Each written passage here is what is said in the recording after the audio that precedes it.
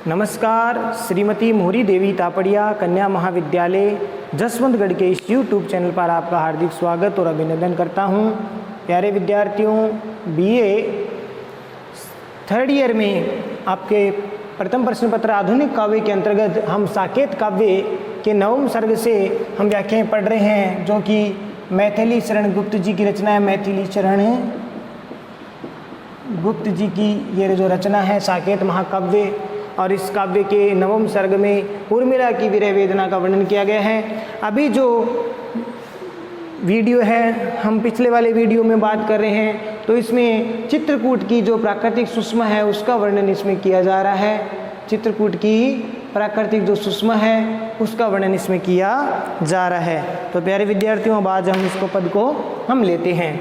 तो पहला पद देखिए, इसमें नहलाती है नभ की वृष्टि, अंग पोंछती आतप सृष्टि, करता है शशि शीतल दृष्टि, देता है ऋतुपति श्रृंगार। ओ गौरव गिरि उच्च उदार, ओ गौरव गिरि उच्च उदार, तू निर्जर का डाल दुकुल, लेकर कंद मूल फल फूल, स्वागतार्थ सबके अनुकूल, खड़ा खोल दरियों के द्वार। ओ गौरव गिरि उच्च उदार, ओ गौरव गिरि उच्च उदार। तो प्यारे विद्यार्थियों, ये तो था पद का वाचन। अब देखिए, इसमें उर्मिला है अपनी संस्मरणात्मक जो भाव है उसमें व्यक्त किया है कि वो जब अपनी माताओं के साथ चित्रकूट पर्वत में जाती है। चित्रकूट पर्वत में जब श्री राम को सब भरत सहित जब उनको मनाने के लिए, आग्रह करने के लिए जब जाते हैं, तो उनके साथ उर्मिला भी जाती है। तो वहाँ की जो यादें हैं, वहाँ का जो संस्मरण है, जो स्मरण है, वो अपनी सखी और सेविका से वो कह रही है कि यह सेविका, वहाँ चित्रकूट जो पर्वत है वो अत्यधिक प्राकृतिक जो सौंदर्य था वहाँ का अनुपम था। तो यहाँ वो चित्रकूट का प्राकृतिक सौंदर्य है वो वर्णन इसमें किया गया है। तो प्रस्तुत पद्यांश मैथिली शरण गुप्त जी द्वारा रचित साकेत महाकाव्य के नवम सर्ग से उद्धृत है, और इसमें चित्रकूट की प्राकृतिक शोभा का मनोरम चित्रण है वो किया गया है। तो प्यारे विद्यार्थियों, इसमें चित्रकूट की प्राकृतिक शोभा का वर्णन किया गया है। तो अब इस पद को हम व्याख्या इसकी लेते हैं। नहलाती है नभ की वृष्टि, हे चित्रकूट पर्वत तुम्हारे ऊपर, नहलाती मने स्नान करवाती है। कौन? नभ मने आकाश, आकाश से जब वर्षा होती है, वृष्टि मने वर्षा, तो आकाश से वर्षा होती है वो है चित्रकूट पर्वत, तुम्हें वो वर्षा है, आकाश से गिरने वाली जो वर्षा है वो तुम्हारा स्नान करवाती है, तुम्हारा अभिषेक करवाती है। तो प्यारे विद्यार्थियों, यहाँ जो बारिश है, वर्षा है, वो चित्रकूट पर्वत का जो है, चित्रकूट पर्वत का अभिषेक करवाती है या उसका स्नान है, नहलाती है। समझ में आ गया होगा इसका अर्थ। नभ की वृष्टि नहलाती है, चित्रकूट पर्वत के ऊपर आकाश से बरसने वाली वर्षा उसका स्नान करवाती है, उसको नहलाती है। अंग पोंछती आतप सृष्टि, आतप मैंने धूप का संसार या धूप की सृष्टि जो है वो क्या करती है, जब वो स्नान कर लेते हैं चित्रकूट पर्वत बारिश से, तो फिर उसके अंगों को, उसके शरीर को कौन पोंछती है? शरीर को पोंछती है। कौन? शरीर को कौन पोंछती है? धूप। धूप है वो चित्रकूट पर्वत की जो है उसके अंगों को, उसके शरीर को पोंछती है। तो बड़ा प्राकृतिक वर्णन इसमें किया गया है। बारिश है वो चित्रकूट पर्वत को क्या करता है? बारिश है वो चित्रकूट पर्वत को स्नान करवाता है, तो धूप उसके शारीरिक अंगों को पोंछता है। तो समझ में आ गया होगा, बड़ा प्राकृतिक वर्णन किया गया है, बहुत सुंदर वर्णन किया गया। करता है शशि शीतल दृष्टि, और उनके नेत्रों को, उसकी दृष्टि को, हे चित्रकूट पर्वत तुम्हारी दृष्टि को, तुम्हारे नेत्रों को, रात्रि में चंद्रमा है, रात्रि में चंद्रमा तुम्हारे नेत्रों को क्या करता है?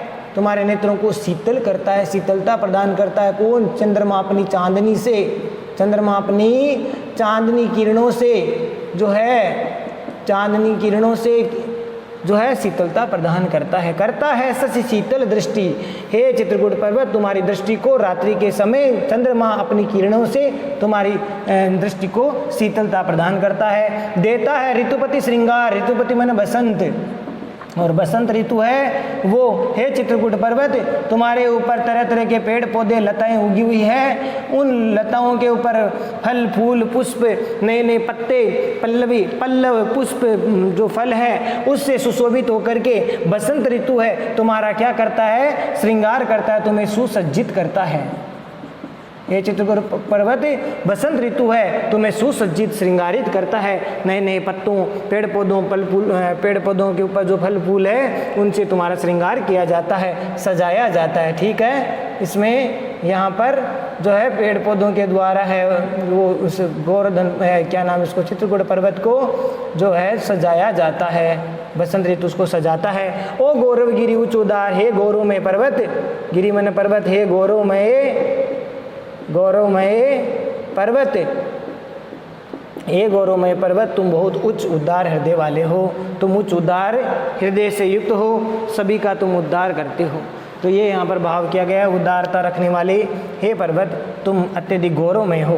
तू निर्झर का डाल दुकुल, दुकुल का अर्थ होता है रेशमी जो है दुपट्टा रेशमी दुपट्टा। तो यहाँ पर जो चित्रकूट पर्वत है यहाँ से जो बहने वाला जो झरना है, ये जो झरना बह रहा है चित्रकूट पर्वत से, तो ये यहाँ पर किसकी उपमा दी है, दुकुल की। दुकुल का अर्थ होता है रेशमी दुपट्टा, या इसको संस्कृत में हिंदी में इसको उत्तरीय भी कहते हैं। तो ये जो उत्तरीय या रेशमी दुपट्टा है वो झरने के रूप में है, यानी हे चित्रकूट पर्वत तुम्हारे भीतर से तुम्हारे अंतःस्थल से बहने वाला जो झरना है वो तुम्हारा दुकुल है, अर्थात रेशमी दुपट्टे की भांति लग रहा है, उत्तरीय के भांति लग रहा है। तो प्यारे विद्यार्थियों आपको समझ में आ गया, तू निर्जर का डाल दुकुल, तू शब्द यहाँ पर किसके लिए आया है, चित्रकूट पर्वत के लिए आया है। चित्रकूट पर्वत तुमने झरने रूपी जो रेशमी दुपट्टा है वो पहन रखा है या धारण कर रखा है। जैसे साउथ में दक्षिण भारतीय में लोगों में कई आपने देखा होगा तो वहाँ कंधे पर एक वस्त्र है वो धारण करते हैं, कई पंडित लोग भी अपने कंधे पर है वो वस्त्र धारण करते हैं जिसको दुपट्टा या उत्तरीय कहते हैं। तो ये यहाँ पर झरने को उपमा दी है दुकुल की। और लेकर कंद मूल फल फूल, और यहाँ पर ये चित्रकूट पर्वत तुम्हारे भीतर तरह तरह के जो पेड़ पौधे उगे हुए हैं उनसे तरह तरह के कंद मूल फलों से युक्त होकर के स्वागतार्थ मैंने स्वागत करने के लिए सबके अनुकूल, यानी सबके अनुकूल तुम सभी प्राणियों के अनुकूल हे चित्रकूट पर्वत तुम उनको कंद मूल फल से व्याप्त होकर के उनका स्वागत करते हो, स्वागत के लिए तैयार रहते हो, उनके अनुकूल है फल फूल जो है तुम देते हो और उनका स्वागत करते हो, सभी प्राणियों का तुम स्वागत करते हो। कैसे, हे चित्रकूट पर्वत तुम सभी प्राणियों को कंद मूल फल फूल दे करके उनका स्वागत करते हो, उनके अनुकूल उनके अनुसार ही। और खड़ा खोल दरियों के द्वार, हे चित्रकूट पर्वत तुम दरियों मैंने गुफाओं के, दरियों का अर्थ हुआ है गुफाओं के, हे चित्रकूट पर्वत तुम गुफाओं के द्वारा जो है सभी प्राणियों को क्या करते हो, आश्रय देते हो, शरण स्थली देते हो।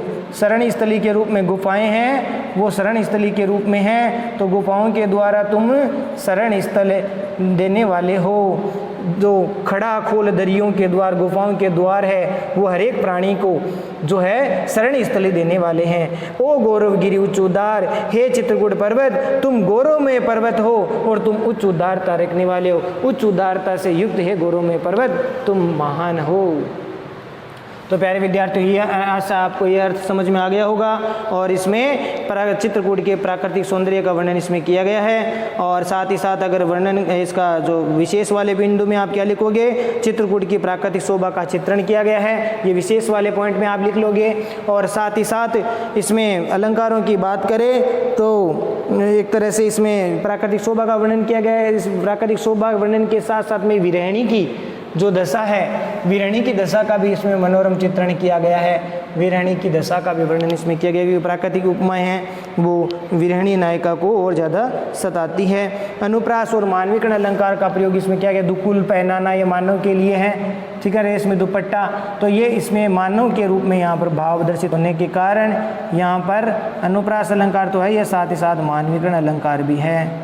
तो प्यारे विद्यार्थियों अलंकारों की बात करें तो मानविकरण अलंकार है, छंद की गति उचित है, तत्सम तद्भव शब्दावली से युक्त रचना है और छंद सुगेयी है और पद लालित्य सुंदर है।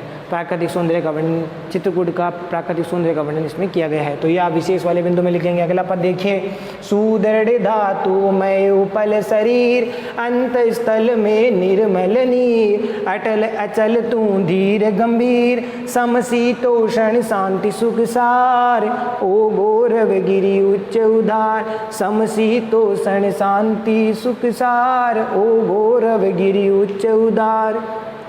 विविध राग रंजित अभिराम, तू विराग साधन वन धाम, कामद होकर आप अकाम, नमस्कार तुझको सतबार, ओ गौरव गिरि उच्च उदार, नमस्कार तुझको सतबार, ओ गौरव गिरि उच्च उदार, ओ गौरव गिरि उच्च उदार। ये तो हुआ वाचन। तो प्यारे विद्यार्थियों, अब इसका अर्थ देखिए। तो इसमें भी चित्रकूट की प्राकृतिक सौंदर्य का, महिमा का वर्णन इसमें किया गया है। तो यह आप विशेष प्रसंग में लिख देंगे, ठीक है। सुदृढ़ का अर्थ होता है मजबूत, धातु में मैंने धातुओं से युक्त, उपल शरीर का मतलब है पत्थर का बना शरीर, पत्थर का शरीर। जो चित्रकूट पर्वत का जो है शरीर है वो किस प्रकार से है, पत्थरों का है। तो पत्थर से बना हुआ, धातु से युक्त और सुदृढ़ मजबूत शरीर है। यहाँ पर ये जो है इसका चित्रकूट पर्वत के जो है इसका गठन है वो किया गया है, शारीरिक गठन के रूप में इसमें बताया गया है।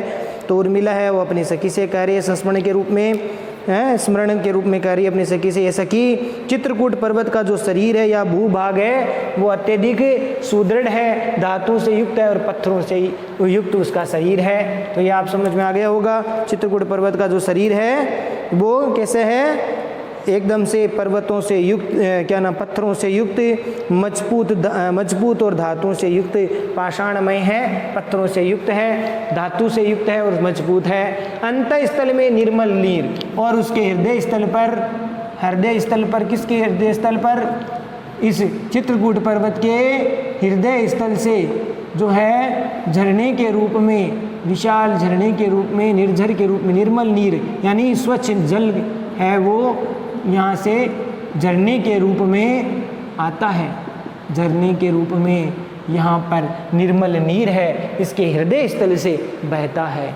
किसके हृदय स्थल से, चित्रकूट पर्वत के हृदय स्थल से झरने के रूप में निर्मल नीर, स्वच्छ नीर है वो बह रहा है, प्रवाहमय है। अटल अचल तू धीर गंभीर, हे चित्रकूट पर्वत तू अटल है, जो टले नहीं, अटल अचल यानी स्थिर है, अटल स्थिर। तू शब्द यहाँ पर पर्वत के लिए आया, चित्रकूट पर्वत के लिए आया है। तो हे चित्रकूट पर्वत तू अत्यधिक धीर गंभीर, धैर्यशाली, गंभीर, गहन गंभीर हो। यहाँ पर गहन गंभीर हो, समशीतोषण हो। समशीतोषण माने सर्दी गर्मी को समान रूप से, सर्दी गर्मी को समान रूप से सहन करने वाले हो। शांति सुख सार, शांति और सुख को देने वाले हो, सुख सार हो, सुख को देने वाले हो। ओ गौरव गिरि उच्च उदार, हे गौरव में पर्वत उच्च उदार हृदय वाले हो, उच्च और उदार हो तुम। तो हे गौरवमय पर्वत तुम अत्यधिक उच्च और उदार हो। हे चित्रकूट पर्वत तुम अटल अचल और धीर गंभीर हो। सर्दी गर्मी है वो समशीतोषण और सर्दी गर्मी समान रूप से सहन करने वाले हो, शांति और सुख को देने वाले हो। तो ये आप इसमें लिख देने हो, सुख और शांति के सार तत्व हो। ठीक है, शांति और सुख, शांति व सुख का, सुख के सार तत्व हो। ठीक है, ये इसमें वर्णन हो गया। ओ गौरव गिरि उच्च उदार, हे गौरवमय पर्वत तुम उच्च और उदार हो। साथ ही साथ आगे वाली पंक्तियां देखिए, विविध राग रंजित। विविध राग रंजित माने अनेक प्रकार के रागों से रंजित हो, भरे हुए हो। ठीक है, अभिराम माने सुंदर हो, अभिराम का अर्थ होता है सुंदर। और तू विराग, विराग का अर्थ होता है अनासक्त होना या फिर विरक्त होना, वैराग्य धारण करना, वैराग्य, विरक्त, अनासक्त। साधन वन हो, वन धाम हो, वन के स्थान हो, वन के धाम हो, वन के घर हो।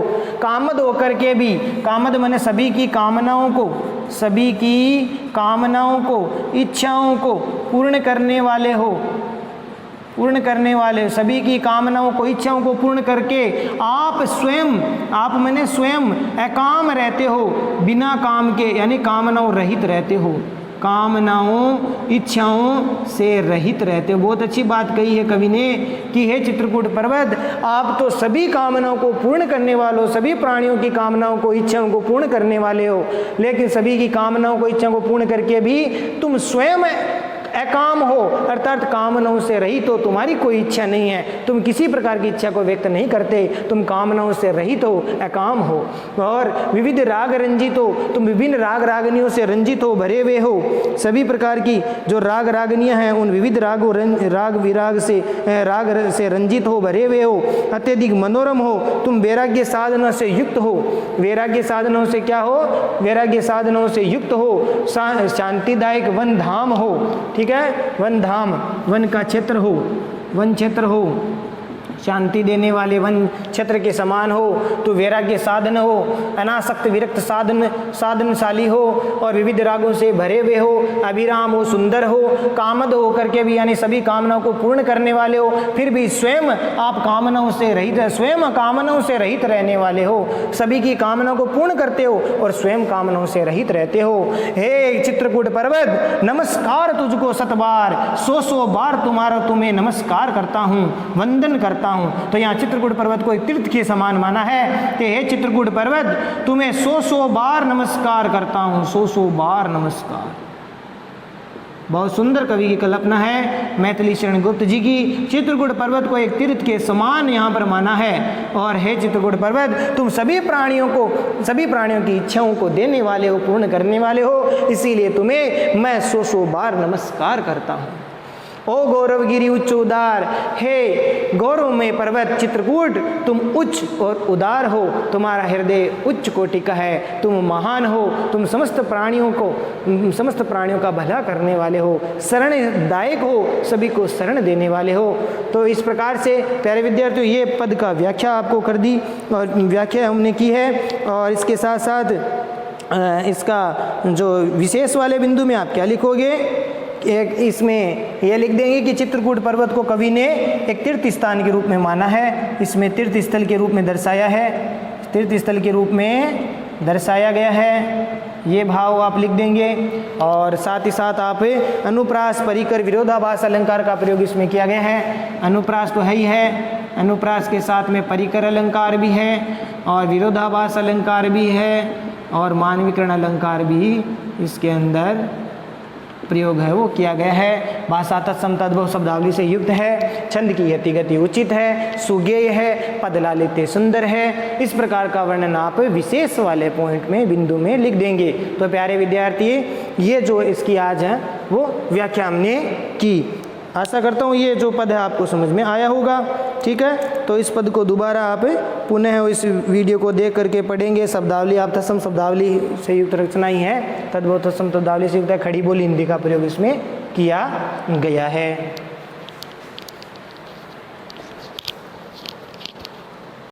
तो प्यारे विद्यार्थियों, आज के लिए बस इतना ही, और अगले वीडियो में हम जो साकेत के जो अगले जो पद हैं वो हम लेकर के आएंगे। तब तक के लिए जो है इस चैनल को ज़्यादा से ज़्यादा लाइक, शेयर, सब्सक्राइब करते रहो। जय भारत, जय हिंदी, पढ़ते रहिए।